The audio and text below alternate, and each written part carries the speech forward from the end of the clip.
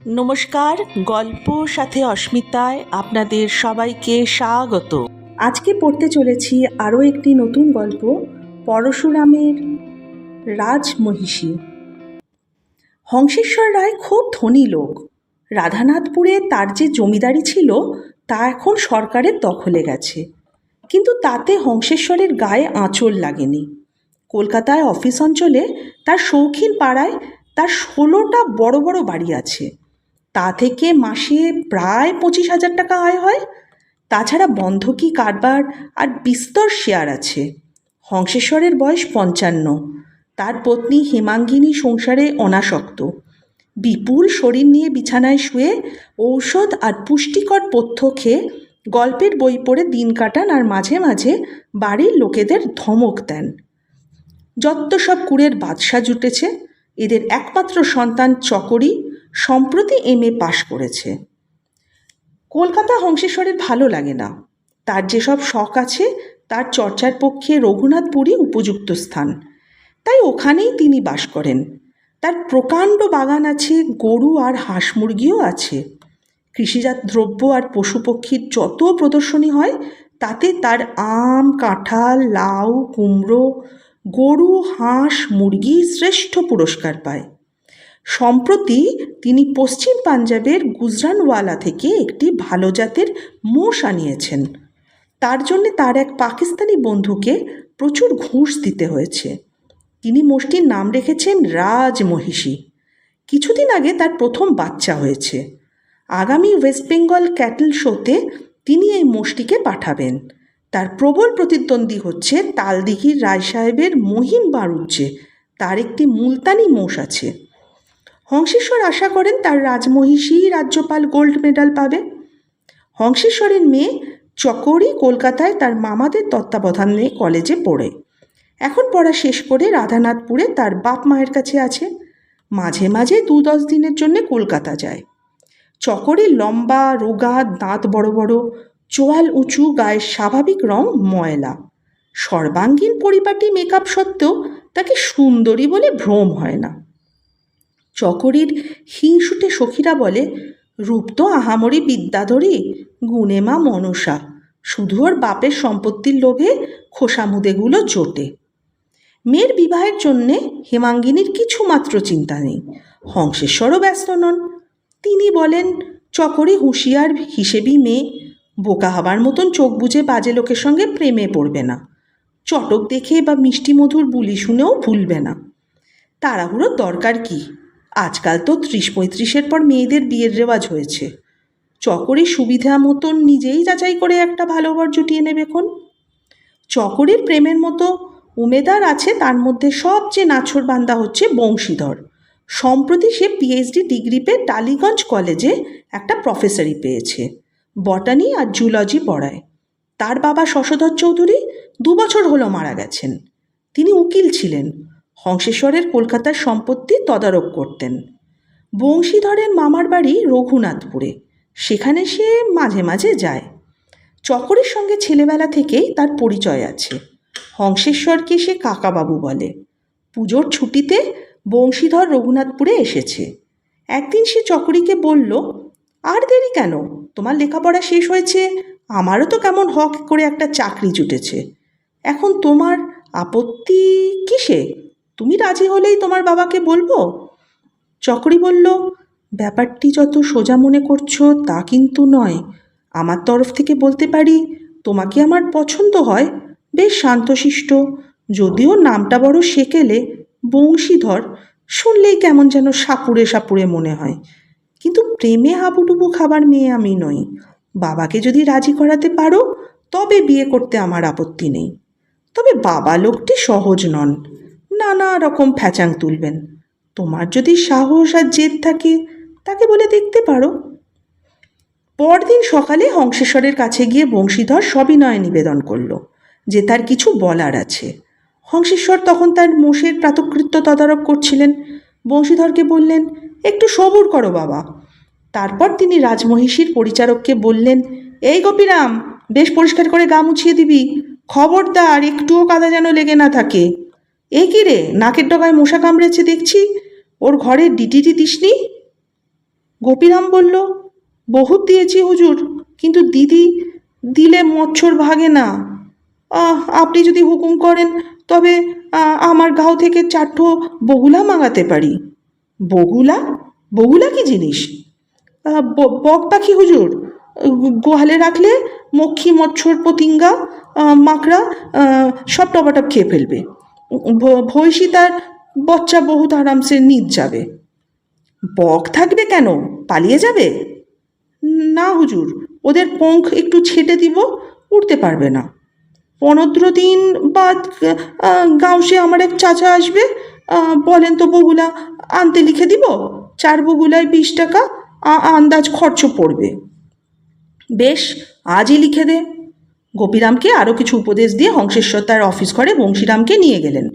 প্রশ্ন করলেন, তারপর বংশী, ব্যাপারটা কি হে?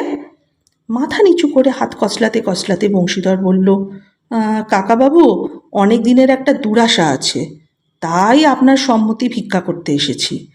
হংসেশ্বর বললেন, অ চকরিকে বিয়ে করতে চাও, এই তো? বংশীধর সভয় বলল, আজ্ঞে হ্যাঁ। হংসেশ্বর বললেন, শোনো বংশী, আমি স্পষ্ট কথার মানুষ। পাত্র হিসেবে তুমি ভালোই, দেখতে চকরির চাইতে ঢের সুশ্রী, বিদ্যাও আছে, যতদূর জানি চরিত্রও ভালো। কিন্তু তোমার আর্থিক অবস্থা তো সুবিধের নয়। কলকাতায় একটা সেকেলে পৈতৃক বাড়ি আছে বটে, কিন্তু সেখানে তোমার মা, দিদিমা, ভাই বোন, ভাগ্নেরা গিস গিস করছে। সেই ভিড়ের মধ্যে চকরি 1 মিনিটও টিকতে পারবে না। তারপর তোমার যা আয়, ওই টাকায় মাইনে কত পাও হে? 200? আগে পরে 250 হবে। খেপেছ? ওই টাকায় চকরিকে পুষতে চাও? তার সাবান, cream, powder, paint, lipstick, scent এইসবের খরচ দিও মাসে 250-র ওপর। তুমি হয়তো ভেবেছ মেয়ে জামাইয়ের ভরণ পোষণের জন্য আমি মাসে মাসে মোটা টাকা দেব। সেটি হবে না বাবু। বংশীধর বলল, আমি গরিব হলেই বা ক্ষতি কি কাকাবাবু? চকরি আপনার একমাত্র সন্তান, সে যাতে সুখে থাকে তার জন্য কি আপনি অর্থ সাহায্য করবেন? এ তো স্বাভাবিক। আপনার অবর্তমানে ওই তো সব পাবে। অবর্তমান হতে ঢের দেরি হে। আমি এখনো 40 বছর বাঁচব, তার আগে 1 পয়সাও হাতছাড়া করব না। মেয়ে যতদিন আইবুড়ো ততদিন আমার খরচে নবাবই করুক, আপত্তি নেই, কিন্তু বিয়ের পর সমস্ত ভার তার স্বামীকে নিতে হবে। আর যদি বা তোমাদের খরচ আমিই জোগাই, তাতে তোমার মাথা হেঁট হবে না? বাপের মাইনের গোলাম স্বামীর ওপর কোন মেয়ে শ্রদ্ধা থাকে বলো তো? আমিই বা চ্যারিটি বয় জামাই করতে যাব কেন? বংশীধর কাতস্বরে বলে, তবে কি আমার কোনো আশা নেই? আশা থাকতে পারে, তুমি উঠে পড়ে লেগে যাও যাতে তোমার রোজগার বাড়ে। তোমার মাসিক আয় 2,500 হলেই আমার আর আপত্তি থাকবে না। অত টাকা আয়ের তো কোনো আশা দেখছি না। আর চকরি কি ততদিন সবুর করবে? সবুর করবে কি করবে না আমি কি করে বলবো? তুমিই তার সঙ্গে বোঝাপড়া করতে পারো। আর হ্যাঁ, একটা কথা তোমার জেনে রাখা দরকার, চকরিকে ভাওতা দিয়ে রাজি করিয়ে যদি আমার অমতে তাকে বিয়ে করো, তবে আমার সমস্ত সম্পত্তি হরিণঘাটায় দান করব। গো, মহিষ, ছাগি, পশু আর হংস কুক্কুটাদি পক্ষীর উৎকর্ষ কল্পে। আর চকরি আমার সম্পত্তি পেলেই তো তোমার কি সুবিধা হবে?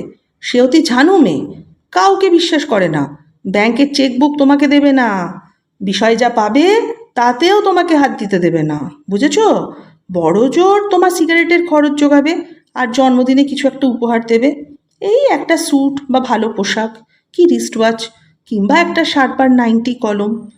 চকরিকে বিয়ে করার মতলব ছেড়ে দেওয়াই তোমার পক্ষে ভালো।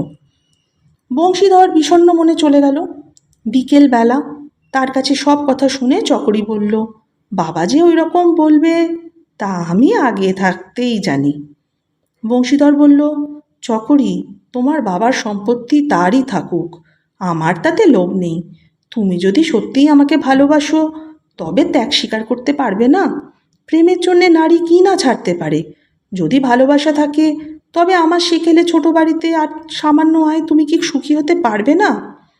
চকরি হেসে বলে, শোনো বংশী, প্রেম খুব উঁচু দরের জিনিস, আর তোমার ওপর আমার তা নেহাত কম নেই। কিন্তু টাকাহীন প্রেম আর চাকাহীন গাড়ি দুই অচল। কষ্টে সংসারে ভালোবাসা শুকিয়ে যায়। ধনকে নিয়ে বনকে যাব, থাকবো না বনের মাঝখানে। ধন দৌলত চাই না, শুধু চাইব ধনের মুখ পানে। এ আমার পোষাবে না বাপু। তোমাকে ভয় দেখিয়ে তাড়াবার জন্যে বাবা অবশ্য অনেকটা বাড়িয়েই বলেছেন, আমাকে একবার হার্টলেস রাক্ষসী বানিয়েছেন, কিন্তু আমি অতটা বেয়ারা নই। তবে বাবা নিতান্ত অন্যায়ও কিছু বলেনি।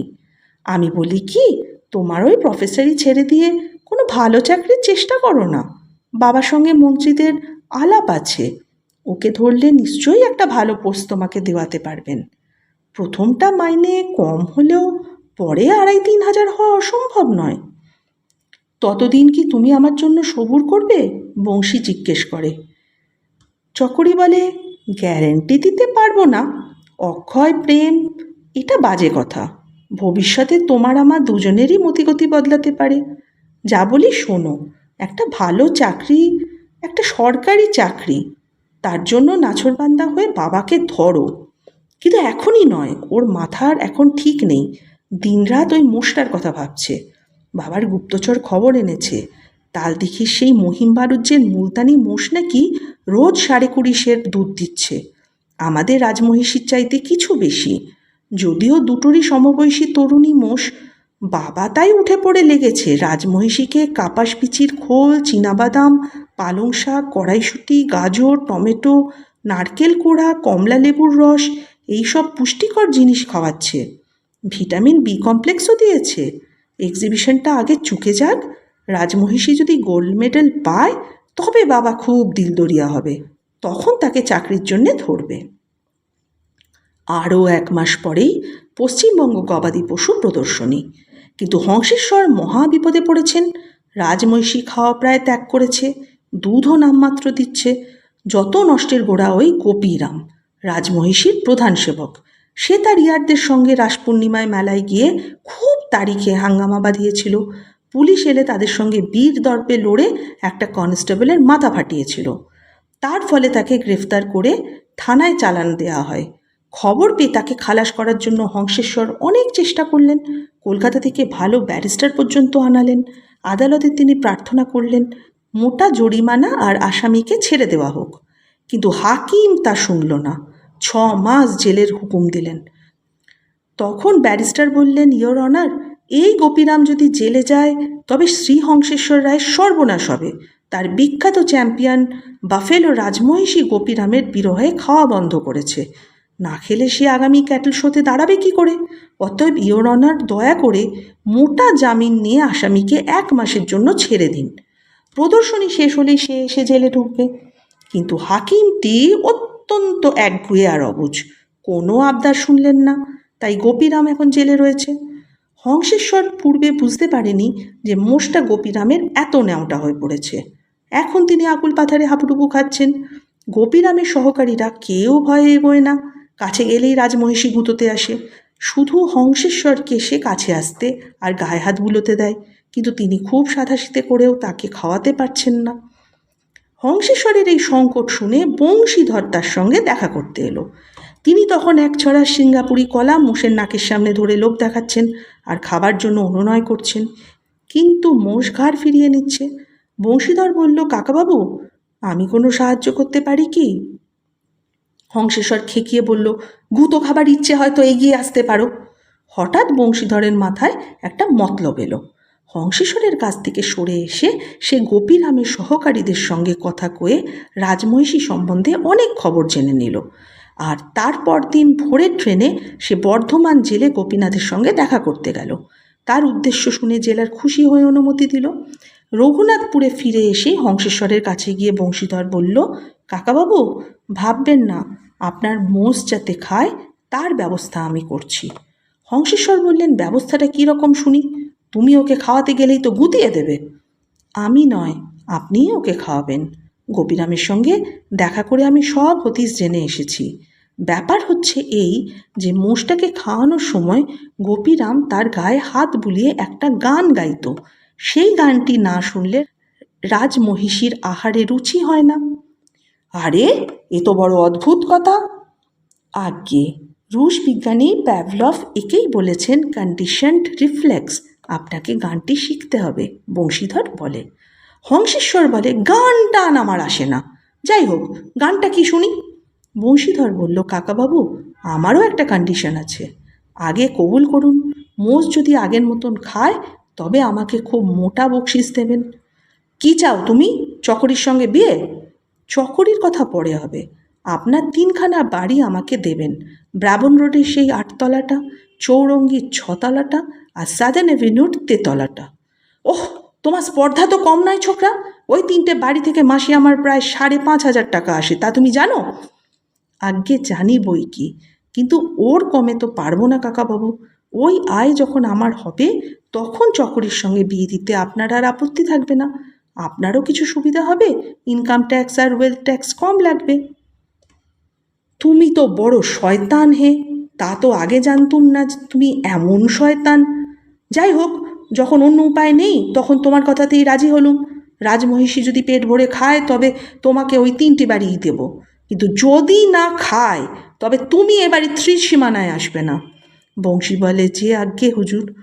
কথা তো দিলুম, এখন গানটা কি শুনি? হংসেশ্বর বলে। বংশী বলে, আজ্ঞে শোনাতে লজ্জা করছে। গানটা ঠিক ভদ্র সমাজের উপযুক্ত নয় কি না, কিন্তু অন্য উপায়ও তো নেই আমার কাছে। আপনাকে সেটা শিখে নিতেই হবে। গোপীরামের গানটা হচ্ছে, সোনামুখী রাজভৈষী পাগল করেছে, জাদু করেছে রে হামায় টোনা করেছে, ঝমে ঝমে ঝয় ঝয়, ঝমে ঝমে ঝয় ঝয়। ও আবার কী রকম গান? হংসেশ্বর রেগে বলে। বংশী বলে, গানটার একটু ইতিহাস আছে। গোপীরাম আগে দাঁড়ভাঙায় থাকতো, সেখানে একটা পাগল বাঙালিদের বাড়ির সামনে ওই গানটা গাইতো। তবে তার প্রথম লাইনটা একটু অন্য রকম, সোনামুখী বাঙালিনী পাগল করেছে। এই গান শুনলেই বাড়ির লোক দূর দূর করে পাগলটাকে তাড়িয়ে দিত। গোপীরাম সেই গানটা শিখে এসেছে, শুধু বাঙালিনীর জায়গায় রাজভৈষী করেছে। আপনি আমার সঙ্গে গলা মিলিয়ে গাইতে শিখুন, আজ রাত 10টা পর্যন্ত রিহার্সাল চলুক। অত্যন্ত অনিচ্ছায় রাজি হয়ে হংসেশ্বর গানটা শেখার চেষ্টা করতে লাগলো। বংশীধর বারবার সতর্ক করে দিল, রাজমহিষী নয় কাকাবাবু, বলুন রাজভৈষী। আমায় নয়, বলুন হামায়। উচ্চারণটা ঠিক গোপীরামের মতন হওয়া দরকার। হ্যাঁ, এইবার হয়েছে। আর ঘণ্টাখানিক গলা সাধলেই সুরটি আয়ত্তে হবে। সকালবেলা হংসেশ্বর বললেন, দেখো বংশী, রাজমহিষীকে খাওয়াবার সময় তুমি আমার পিছন থেকে প্রম্পট করবে। আমার সঙ্গে থাকলে তোমাকে গুতিয়ে দেবে না। আরেকটা কথা, শুধু তুমি আর আমি থাকবো, আর কেউ থাকলে আমি গাইতে পারবো না।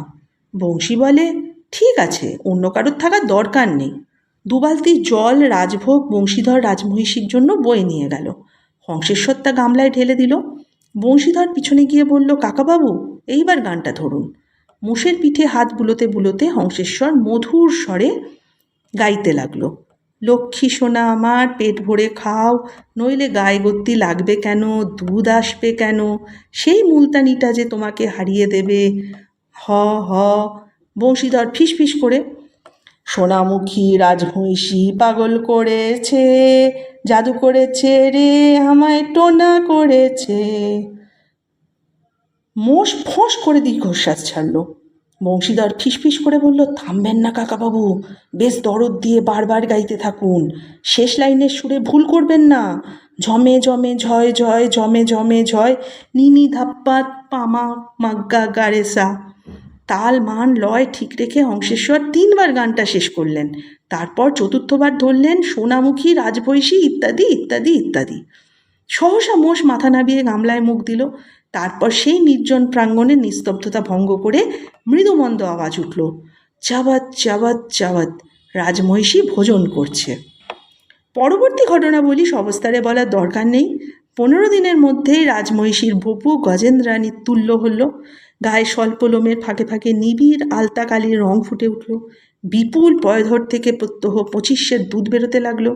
পশ্চিমবঙ্গ গবাদি পশু প্রদর্শনীতে সে মহিম বাণিজ্যের মুলতানি এবং অন্যান্য প্রতিযোগিনীদের অনায়াসে হারিয়ে দিল। রাজ্যপালই তার গায়ে একটু হাত বুলিয়ে দিয়ে বললেন, কৃষিমন্ত্রী সন্তর্পণে 1 ছড়া রজনীগন্ধার মালা তার গলায় পরিয়ে দিলেন। রাজমহিষী প্রসন্ন হয়ে সেই অর্ঘ্যটি গ্রহণ করে চিবুতে লাগলো। বংশীধরের নতুন আবদার শুনে হংসেশ্বর বললেন, আবার চাকরির শখ হলো কেন? আমার বুকে বাঁশ দিয়ে তো যত পেরেছ বাগিয়ে নিয়েছ। বংশীধর বলল, আগে একটা ভালো পোস্ট না পেলে যে আমার সেলফ রেসপেক্ট থাকবে না। লোকে বলবে ব্যাটা শ্বশুরের বিষয় পেয়ে নবাবি করছে। কেমন লাগলো আজকের এই পরিবেশনাটি?